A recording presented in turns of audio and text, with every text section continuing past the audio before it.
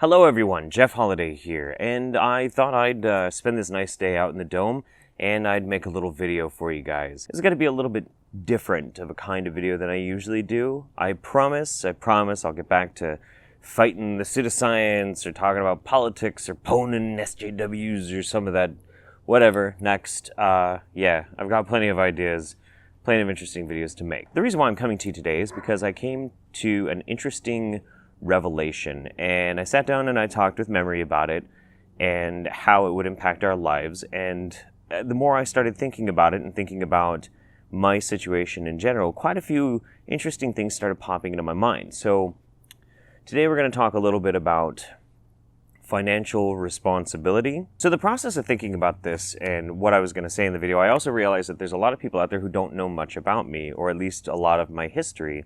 I was born to two loving parents. I was very fortunate to have a stable home, and it was about middle class, you know. My dad was former military, and he got a government job working in the post office. And so you can imagine it was pretty much as Americana as one could get. My mom was a homemaker for a good portion of my childhood until she went and sought her own job just to have something to do. She wanted to feel like she had a purpose outside of the home, so she went and got a job. And so stability was never really a big concern, and I didn't learn about finances for a very, very long time because of that, because it just didn't really seem like something that people had to worry about. I wasn't aware. Fast forward a few years, my dad goes back in active duty into the military, and we started moving around a bit, and I got to experience high school in Panama, Central America. Wonderful, amazing place. But at the same time, I started having some very severe problems, and they were emotional, mental problems. Had to see a bunch of specialists, get tested, all that kind of stuff, put on a regimen of medications that fucked me up. All sorts of bad stuff happened. So when I struck out on my own at 16 and I left the house, I was woefully, woefully unprepared for the world or how money works. And I did get a job right away, and I continued to have stable employment for the most part. There's a few points where it was hard to get a job, or I had lost all motivation, and it all kind of fell apart. But throughout the years, I always worked, and I worked various different jobs, all sorts of different stuff. I did private security, I did cooking, I worked in a theater, I worked in a few, I worked a few trades that just never really went anywhere. And I would start moving back and forth across the country. When something didn't work out, I'd just pack up and get a job in another state and learn a new way to live. And I got to experience a lot of America by doing that. And so it was interesting, but still, financial stability was never really that certain. So we here in America, we don't really have any easy answers. You know, there are some countries out there that have huge, massive tax rates, but the benefits that you get are also extremely massive. So it works out for them, and that's how people, you know, that's how they live. That's how they've lived for a long time, and that's the kind of economic model that they know.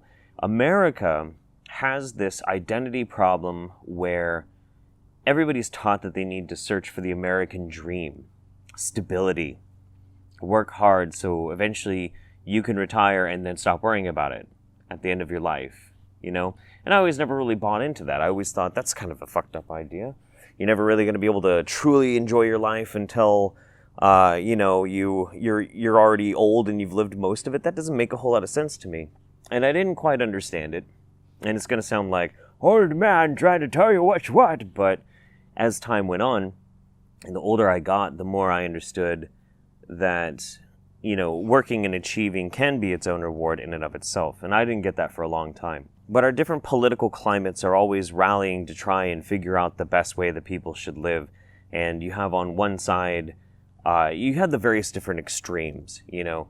You have taxation as theft libertarianism, and then on the other you have like leftist socialism and that sort of thing. Now the reason why I bring this up is because I want to talk about good news, you know, for once. And something that's really incredible because it shows that sometimes the system can actually work. And in this case, it did for me. It did for me. And it happened in two parts, and one of which is YouTube. For those who are not aware, in America we have a system called food stamps. Food stamps are given out to low-income families so that they have a means of buying food that is taxpayer funded. So basically free food. And I have used this system several times in my life, when I was really destitute or when finances weren't really quite measuring up. And when me and Memory decided to have a child, we had a different financial system than we have now. I was working a job, she was working a job, and we were trying to make ends meet and figure out how to do it, but we figured that we could.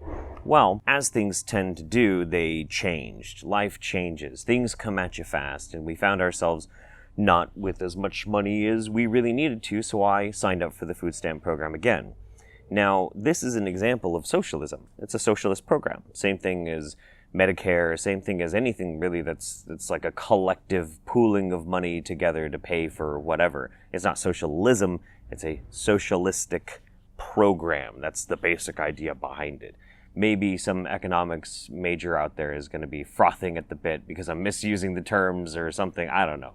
But that's the basic fundamental idea behind it. So when our financial situation went to shit, I basically did some quick figuring on the finances, and I realized that the healthcare of our kid was going to be very expensive if I went to seek out, whatever kind of menial, small, minimum wage job. Because honestly, minimum wage is not an easy wage. It's not an easy wage to live on. But I decided that I would instead stay home and I would work on alternative forms of income, hopefully through the internet, and that way I could be a stay-at-home dad. Memory really, really wanted to work because she had taken some time off right after Winter was born, and so that's basically how we did our thing. And I started doing YouTube, and as time has gone on, I have found success in YouTube, which is due in no small part to you guys, because you watch my stuff and some of you support me on Patreon, and that's amazing. But now I find myself at this point where I can either reapply for my food stamps, and it's really not that much, it's only about $200 a month in free food, or I could just let it lapse. And I looked at our finances, and I realized that I don't need it anymore. And I haven't really needed it for about a month. That my financial success that I've had in YouTube is enough now that I don't need it. And that's an incredible feeling. That's a really incredible feeling. Food stamps are designed so that you use it only as long as you need to. But of course, people will always abuse the system, especially if it gives you something for free and you don't have to do anything.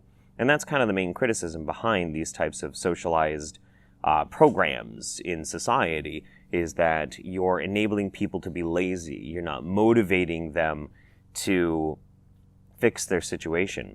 But the thing is, what it really comes down to is personal accountability. It comes down to, are you only going to use the help that you get until you don't need it? And so because of that, I have right here, in Oregon, the food stamps are called the Oregon Trail Card, and I have a pair of scissors, and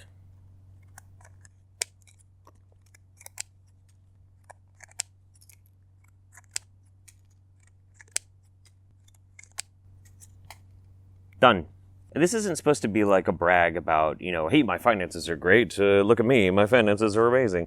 I make, you can see how much I make, actually. You can go to my Patreon page, you can see how much I earn through that. You can look at my Social Blade and see how much estimated-ish that I make through ad revenue on YouTube. And I don't make a lot, but I make enough. And because of that, I'm happy to do that. That felt really fucking good. Really good. And if for some reason YouTube fell apart and my channel went down and my finances suffered enough that I couldn't feed my family, I'm happy that that program is in place because I could utilize it again. The basic idea of it is to try and help because of the collective good. Now, is this a glowing endorsement of socialism? Not hardly. I was never a big fan of Bernie Sanders' economic model. I thought it was terrible.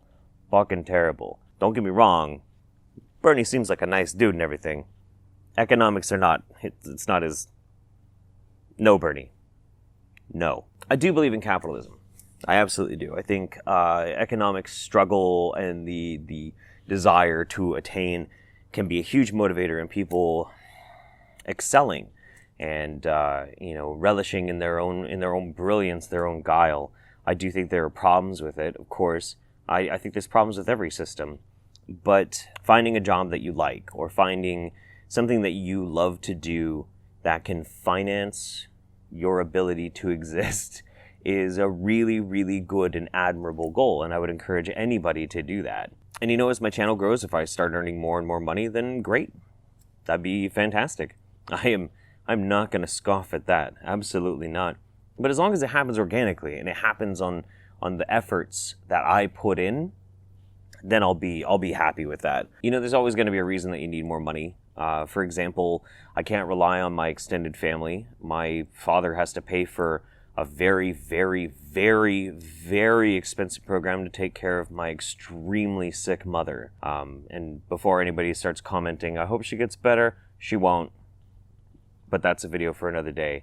But I appreciate it, thank you. But you know, there's always that next big shiny, that next big like, ooh, I wanna get that. I wanna see that in my life. I was looking at it and I'm like, if I don't have to pay that $200 in food, that's $200 I could put towards like new equipment and new gear, right? Every month. Ooh, I could get all sorts of new gadgets and shit. But would that for me measure up in satisfaction than to just simply wait until I have the capacity to buy those things on my own, and I don't have to just simply milk off a fucking system like a vampire? No, it's not worth it to me. I think the basic gist of this video is just to honestly tell some good news for once, you know, to say something good that's happening, and it happened to me, and to be like a love letter to you, the viewers, and to my patrons, and to all the people who show me support, all of the YouTubers who have helped to shout me out over the years and help me gain exposure. You know, I could not do this without all of you guys, and it's incredible. And the fruits of the labor that's been put in, and the financial support, and the method by which this has all happened has allowed me to now be free of a program that I relied on, and I don't need it anymore. And that's amazing. So wherever you are and whoever you are, from my family to yours, I would like to say thank you. Thank you for watching. I'll do my best to keep putting out good content, things that you guys actually want to watch, things that you're actually engaged in. I'll do my best to try and entertain and be the best YouTuber that I can be. So that's all for now, I suppose. I'm gonna get back inside and start filming a Mr. Wiggles video. Oh, it's coming. Hey, have a good day. Bye.